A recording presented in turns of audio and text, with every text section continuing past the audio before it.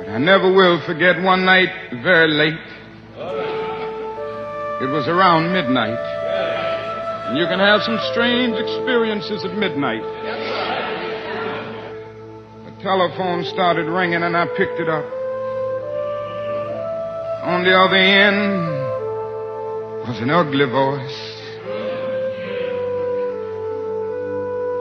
That voice said to me in substance, "Nigger, we are tired of you and your mess now. And if you aren't out of this town in 3 days, we're gonna blow your brains out and blow up your house."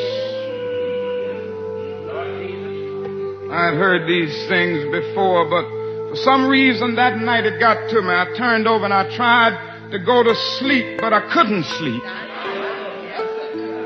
I sat there and thought about a beautiful little daughter who had just been born about a month earlier. We have 4 children now, but we only had one then.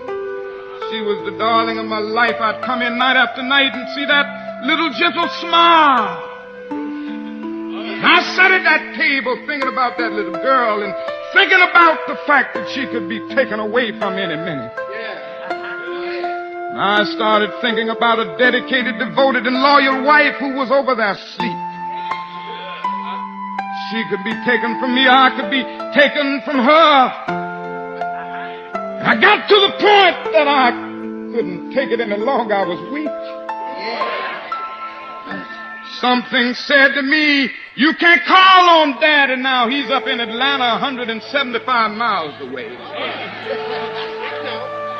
You can't even call on Mama now. You gotta call on that something and that person that your daddy used to tell you about.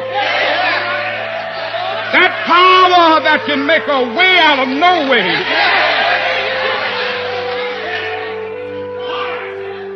I discovered then that religion had to become real to me, and I had to know God for myself. I bowed down over that cup of coffee. I never will forget it. Oh, yes, I prayed a prayer, and I prayed out loud that night. I said, "Lord, I'm down here trying to do what's right. I think I'm right. I think the cause that we represent is right. But Lord, I must confess that I'm weak now. I'm faltering. I'm losing my courage.